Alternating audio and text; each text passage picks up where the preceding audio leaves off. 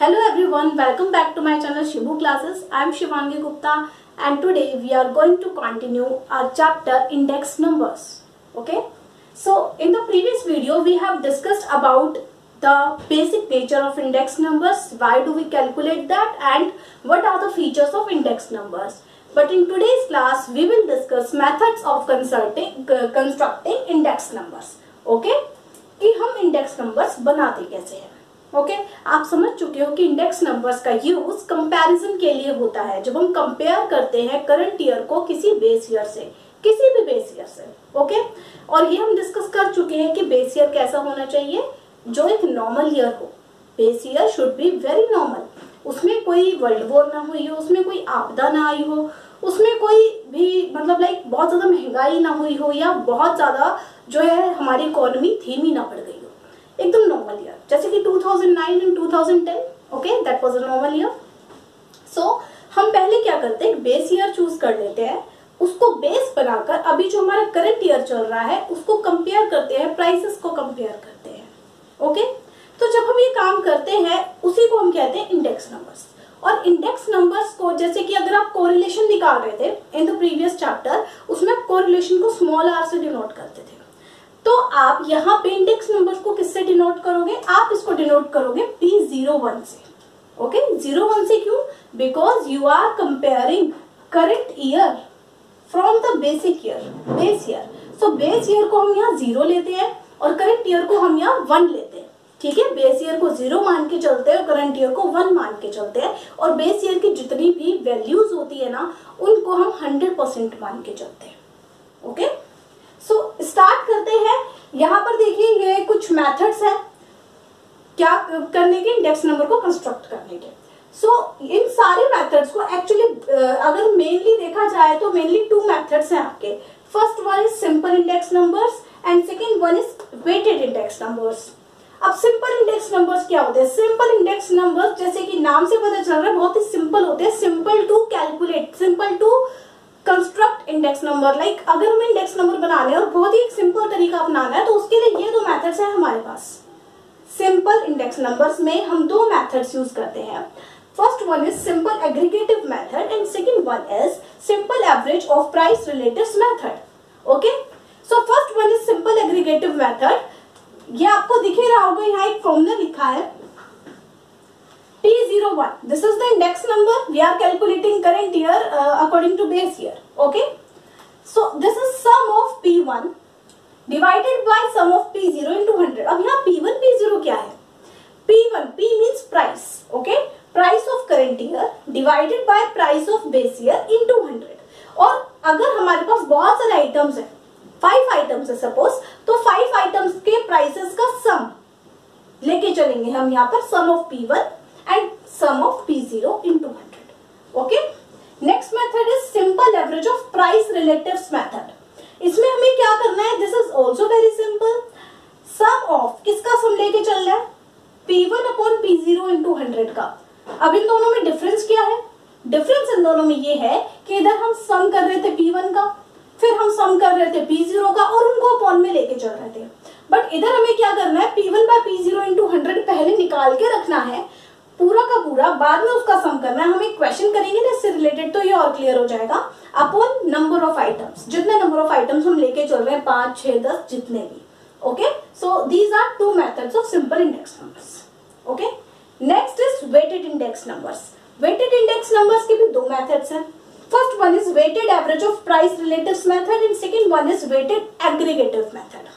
Weighted aggregative method को एक बार के लिए भी मत देखिए, पहले आप देखिए weighted average of price relatives method. अब इसमें कैसे निकालेंगे हम, P01 इंटू, अच्छा वेटेड है ना, वेटेड का क्या मतलब है, हमें पता है कि हम जो अपनी डेली लाइफ में जितनी भी चीजें यूज करते हैं सब पर हम एक जैसा खर्चा थोड़ी ना करते हैं.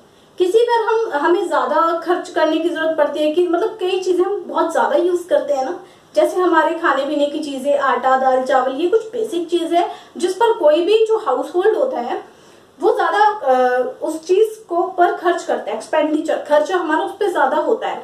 तो उसके ही अकॉर्डिंग जो वेटेड है, वेटेड में हम क्या करते हैं, वेट देते हैं आइटम्स को कि कौन सा आइटम सबसे ज्यादा यूज होता है, कौन सा उससे कम, कौन सा उससे कम, और कौन सा आइटम ऐसा है जो हम सबसे कम यूज करते हैं या जिस पर हम सबसे कम खर्च करते हैं। ओके, तो ये होता है weighted average price relative method में, मतलब वेटेड इंडेक्स नंबर बनाते टाइम पूरा ही दोनों में।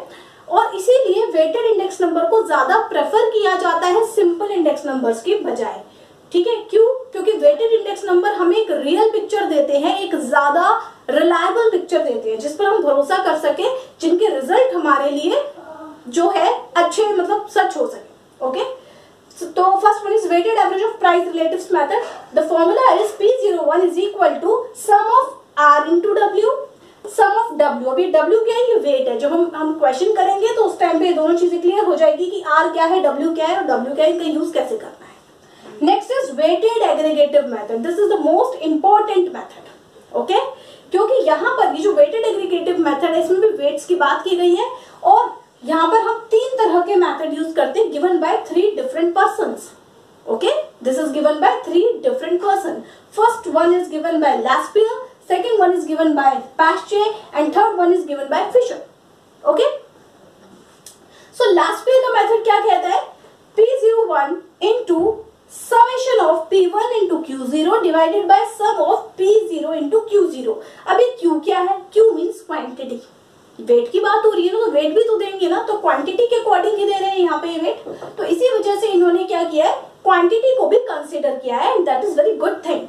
ओके, तो लेस्पियर ने क्या किया, P1 इंटू Q0, P1 यानी करंट ईयर का price, Q0 means base year की क्वांटिटी, इनको मल्टीप्लाई करके इनका sum divided by base year का प्राइस इंटू बेस ईयर की क्वांटिटी का सम इंटू 100।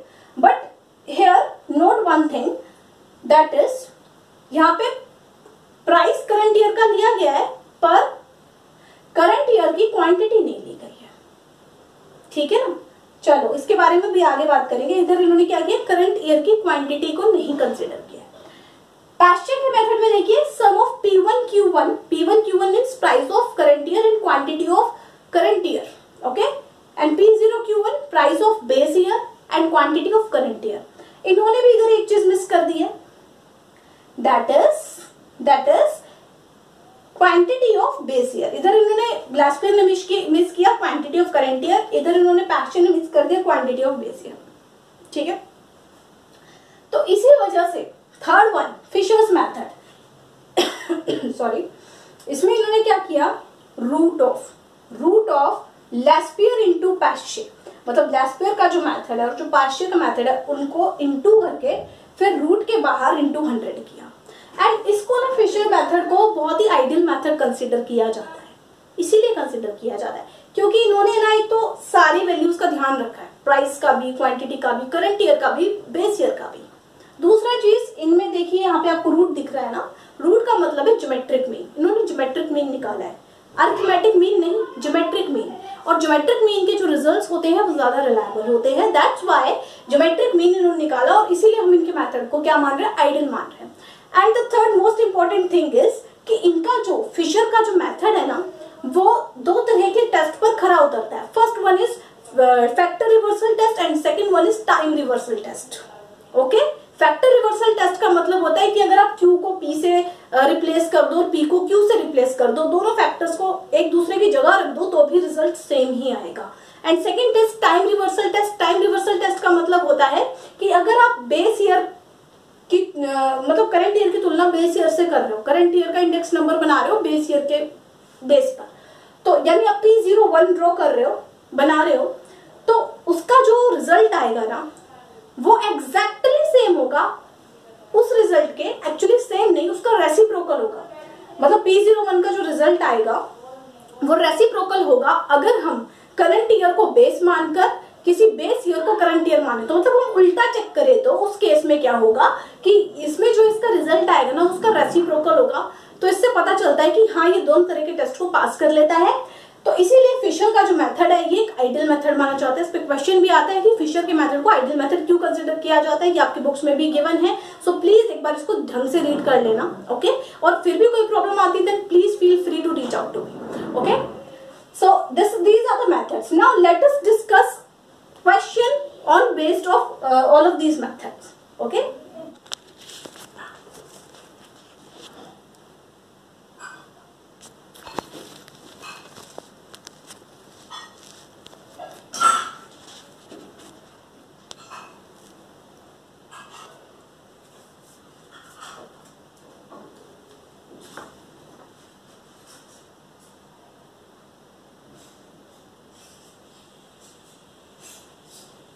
तो चलिए अब डिस्कस कर लेते हैं कुछ questions based on simple index numbers. Okay, so here we have questions. We have first question that items are given. Okay, items are things that we use on daily basis like A, B, C, D. These 5 items are used by us on daily basis. Okay, so P0, what is P0 here? P0 is the base price. Okay, it is the price of 2004. It means 2004 में in the year 2004 क्या prices थे इन चीजों के? Okay, and P1 is like current prices of all of these items कि 2014 अगर हमारा current year है तो current year में इन चीजों के क्या prices अब हो गए हैं। This is P1। ओके, उस क्वेश्चन पे बाद में ध्यान देंगे, पहले इस क्वेश्चन पे ध्यान देंगे। इसको हमें कैलकुलेट करना है सिंपल एग्रीगेटिव मेथड से। तो सिंपल एग्रीगेटिव मेथड में क्या कहता है कि P01 is equal to sum of P1 divided by sum of P0 into 100। Okay, तो इसी फॉर्मूला के अकॉर्डिंग हमें सबसे पहले जो हमारा P1 है उसका सम करना पड़ेगा। ठीक है, तो इनका सम हम पहले कर लेंगे, उसके बाद सम करेंगे हम P0 का, यानी कि P0 का भी सम करेंगे। जो इनका सम आएगा उसको उठा के हम इस फॉर्मूला में रखेंगे। P1 का सम ऊपर, P0 का सम नीचे इंटू 100। ओके, तो सबसे पहले हम इनका सम कर लेते हैं। This is 80 plus 20 100, 100 plus 60 160, 170 and this is 176। Okay, तो sum of P1 is 176 here and P0, what is the sum of P0? These three are 100, 100, 105, 106, 107. So 107 is the sum of P0. Okay.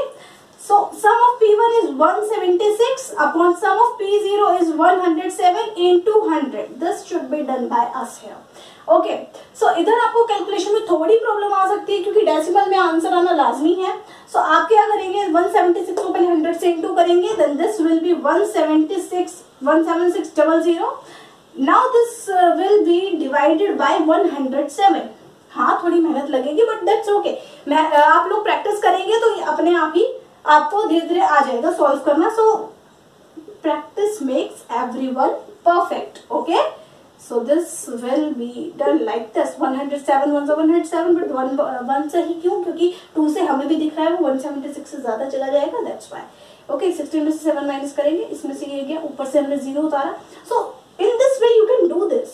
It is not very difficult. Okay, if you multiply 107 by 6, then this will be 642 and 642 is less than 690. It means we will go with that. 107 को 6 into करेंगे, so this will be okay.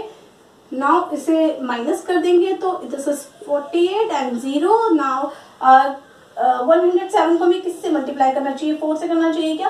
4 से करेंगे तो 4 7 से 28, 4 1 4, yes this is less than, so 4 से ही करना पड़ेगा हमें इसको। सो दिस इज 4 7 से 28, 4 1 4, माइनस कर देंगे तो this will be 2 and 5। Then अब हम 0 लगाएंगे तो हमें डेसिमल लगाना पड़ेगा एंड नाउ अब अगर हम इसको 5 से करते हैं तो 5 7 से 35। So this will be greater than this and हम 4 से ही जाएंगे, बस इतना निकालना काफी है। This is enough. So answer is 164.4। अब ये मैंने यहाँ क्यों निकाला है, ये तो मैं कह भी सकती थी कि आप लोग कैलकुलेट कर लेना। क्यों निकाला है, इसके पीछे रीजन है। रीजन ये है कि यहाँ जो आंसर आया है इससे हम क्या समझे कि करंट ईयर में महंगाई बढ़ी है या नहीं बढ़ी, हम क्या समझे। देखिए, बेस ईयर के जो प्राइसेस होते हैं ना, हम उसे 100% मान के चलते हैं। अब करंट ईयर के प्राइसेस हो गए 164.4%। इसका मतलब ये है कि पहले तो 100% प्राइसेस थे, अब 164.4 हो गए हैं। इट मींस यहाँ पर हाइक इन प्राइसेस हुआ है, इन्फ्लेशन हुआ है, यहाँ पे महंगाई हुई है। यहाँ पर कितना परसेंट हुई है, 64.4% हुई है। 100 को तो नहीं देखोगे ना आप, 100 तो पहले भी था। 64.4% यहाँ पर जो है महंगाई हो गई है। इसका ये रिजल्ट है। अगर आपका आंसर 100 से कम होता तो आप कहते हैं कि नहीं जो है महंगाई नहीं है, अभी डिफ्लेशन चल रहा है, अभी इन्फ्लेशन नहीं है, ठीक है। अभी क्या चल रहा है, इन्फ्लेशन चल रहा है in this question. Okay, so this is how you will calculate your answer and derive the result. Okay, in the next question we will have given the items and we have names of the items here. Okay, यहाँ पे हमें नाम भी दे रखे हैं। नाम देने के पीछे एक रीजन है। इसमें हम यूज करेंगे simple average of price relatives method. उसका फॉर्मूला क्या था पहले वो हम लिख लेते हैं। That was P01 is equal to sum of P1 by P0 into 100 then divided by n. This was the formula. Okay, so the thing is what, यहाँ पे देखिए ये जो वीट है, अच्छा आप एक बात बताइए, वीट को आप कैसे मेजर करते हैं? किलोग्राम में, क्विंटल्स में, इन सब में मेजर करते हैं। राइस को भी आप किलोग्राम, क्विंटल्स, इन सब में मेजर कर सकते हैं। बट मिल्क को हम लीटर में मेजर करते हैं, किलोग्राम में तो मेजर नहीं करते। घी को भी हम जो है हाँ इसमें मेजर कर सकते हैं किलोग्राम वगैरह में। शुगर को भी कर सकते हैं, बट मिल्क को तो नहीं कर सकते ना। अगर यहाँ पे कोई कपड़े का नाम लिखा होता है, क्लोथ लिखा होता, तो हम उसको मीटर में मेजर करते। तो यहाँ पर क्या है कि चीजों की जो मेजरिंग यूनिट्स होती है वो डिफरेंट होती है ना। सबकी मेजरिंग यूनिट सेम थोड़ी ना होती है, जितनी भी चीजें हम अपनी लाइफ में यूज करते हैं। तो यहाँ पर जो प्राइस दे रखा है इन चीजों का, ये उनके हिसाब से दे रखा है, लाइक पर मीटर, पर किलोग्राम, पर लीटर, अकॉर्डिंग टू दैट। सो यहाँ पर हम क्या कर रहे हैं, हम क्या करेंगे, हम इनको ना डायरेक्ट प्लस करके अगर फटाफट पुट कर देंगे ना तो हमें रिलायबल आंसर्स नहीं मिलेंगे। जैसे जो ये मेथड था इसमें कोई ये रिलायबल आंसर नहीं है, ठीक है, बस ये सिंपल है इसलिए हमने किया। लेकिन इस मेथड में हम देखिए फॉर्मूला क्या है, P1 by P0 into 100। इसका क्या मतलब होता है, जब भी हम किसी फ्रैक्शन को 100 से इंटू करते हैं, इसका मतलब होता है हम उसका परसेंटेज निकाल रहे हैं। ओके, सो हम यहाँ पे क्या करेंगे, यहाँ पे सारे आइटम्स का हम इंडिविजुअली परसेंटेज निकालेंगे, जिससे क्या होगा कि सारे आइटम्स जो हैं वो अपनी मेजरिंग यूनिट्स छोड़कर परसेंटेज में कन्वर्ट हो जाएंगे। और परसेंटेज में जब वो कन्वर्ट हो जाएंगे तो उन्हें कंपेयर करना काफी आसान हो जाएगा, क्योंकि फिर यहाँ पर हमें यूनिट्स की प्रॉब्लम नहीं रहेगी। So let us start it. Okay, तो अब हम क्या करेंगे इसको 200 by 100 into 100। क्यों? Because P1 is 200, P0 is 100 and into 100। This is according to the formula। इसको यही कैलकुलेट करेंगे हम। So this will be 200। Like this, we will calculate all of these। Okay?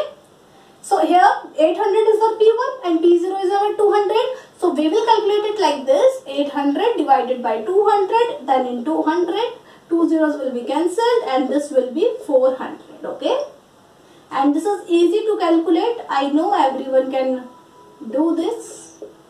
So there will be no problem at all. Okay? If you still face any problem, then please feel free to ask in comment section. Now 40 by 8 into 100. So this will be 500. Okay? And 6 by 1 into 100. This will be 600. Now what we will do? We have the formula of P01 like this. Sum of P1 by P0 into 100. This is clear to all of you. So now, and divided by n also. Okay. So now we will do the sum. Sum of what column? Sum of this. Okay. Sum of P1 by P0 into 100. Now we will do the sum of this. Okay. So 800 plus 200. This is 1000. 1000 plus 2000. This is 2500. Okay. So this is 2500. So sum of this is 2500. That should be divided by how many items are here?